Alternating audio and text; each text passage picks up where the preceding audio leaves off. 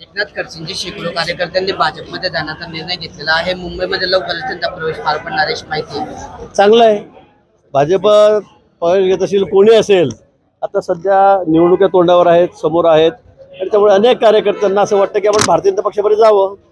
खूप मोठा ओढा सगळ्या कार्यकर्त्यांचा आमच्या पक्षाच्यासाठी आहे, त्यांचं स्वागत आहे। का सोडत असेल, काय वाटतं तुम्हाला? खडसेंना का सोडत असेल असं वाटतं तुम्हाला? आणि मला वाटतं कोणाला सोडल्यापेक्षा आज सगळ्यांना माहिती आहे की देशभरामध्ये एकच पक्ष आहे आणि हा महासागर आहे, त्याच्यामध्ये आपण विलीन व्हावं सगळ्यांनाच वाटतंय। आणि म्हणून आज भारतीय जनता पक्षामध्ये नुसतं मुक्ताईनगरचा विषय नाही आहे, जळगावचा विषय नाही आहे। आपण आता बघा येणाऱ्या काही काळामध्ये आपण दररोज बघतात की मोठ्या संख्येमध्ये मोठे पदाधिकारी आहेत, माजी आमदार असतील, खासदार असतील, राजकीय क्षेत्रातले मोठे मातब्बर असतील, सहकार क्षेत्रातले मोठे मातब्बर नेते आहेत, हे सर्व भाजपमध्ये प्रवेश करण्यासाठी उत्सुक आहेत आणि त्याचाच हा एक भाग असेल। शरद पवार गटातले पण अनेक आमदार जे आहेत त्या स्वस्त आहेत, त्यांनी आज शरद पवारांकडे मागणी केली आहे, आम्हाला सत्तेमध्ये जायचं आहे अशी त्यांनी मागणी केली आहे।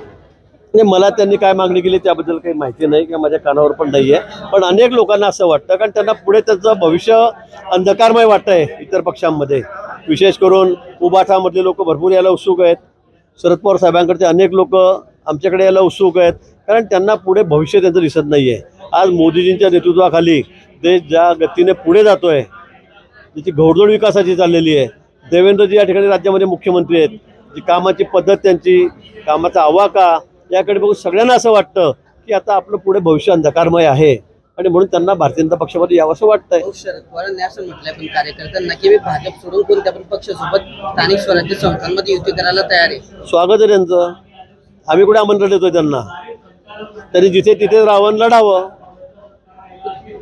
धाराशिवच्या डेप्युटीच्या बैठकीमध्ये महायुतीमध्ये मतभेद असल्याचं समोर आलं आहे। प्रताप सरनाईक जे आहेत तिथले पालकमंत्री, ते म्हणतात तुम्ही पालकमंत्री असताना मलाच निधी मिळत नाही असं दुःख त्यांनी व्यक्त केलंय। नाही, त्याबद्दल मला काय माहिती, मुख्यमंत्र्यांना तरी सांगावं काय असेल ते।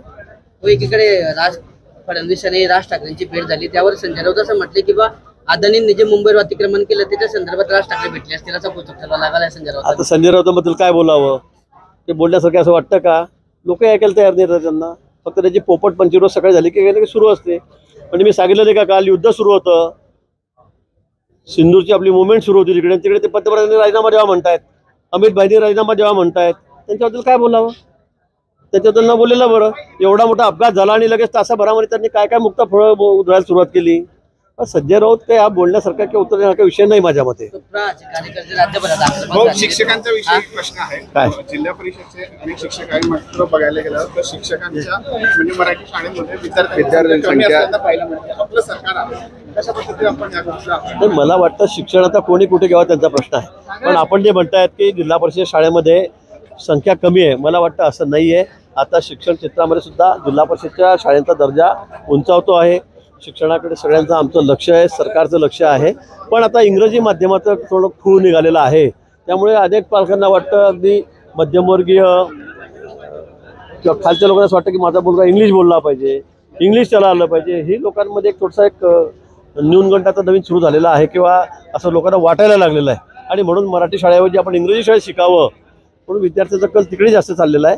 पण जिल्हा परिषद शाळेमध्ये सुद्धा सरकार आम्ही लक्ष देऊन आहोत, दर्जेदार शिक्षण तिथे चांगलं कसं मिळेल, सगळ्या सोयी सवलती कशा मिळतील यासाठी आमचा प्रयत्न आहे। बँक राजकीय लोकांना कर्ज देत नाही असं आपण आपला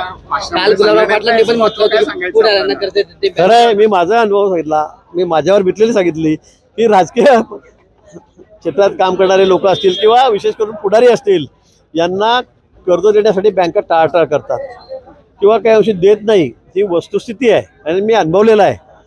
6-7 वर्षापूर्वी मी खाली इनोवा गाडी घेतली, HDFC बँकेत सगळे माझे पेपर तयार झाले माझ्या आमदार शहरामध्ये गावामध्ये, नंतर वरती ज्यावेळेला सँक्शनसाठी गेलं त्यांना कळालं की हे मंत्री आहेत, आमदार आहेत, त्यामुळे त्यांनी माझी फाईल रिजेक्ट केली। मी त्यांना विचारलं, ते उत्तर द्यायला तयार नाही साहेब आम्ही देतच नाही। मग मी नंतर खूप खोलात गेलो तर त्यांना असं वाटतं की यांच्याकडून वसुली कोण करेल, गाडी ओढून द्यायची म्हटलं तरी ओढ देतील का, अशी भीती किंवा त्याला मागचा अनुभव त्यांचा की असा वेगळा वाईट असेल, त्यामुळे त्यांनी असं म्हटलं असेल मला असं वाटतं।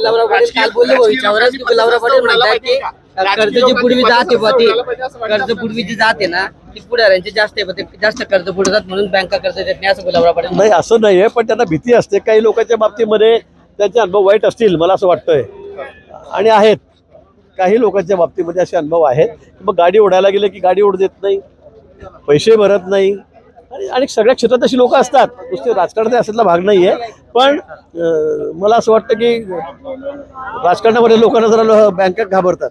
पण राजकीय लोकांची पतसंस्था उघडायला पाहिजे असं वाटतं आपल्याला. काही कर्ज मिळत नाही. आता आम्ही सोसायटीकडे मागणी केली आहे.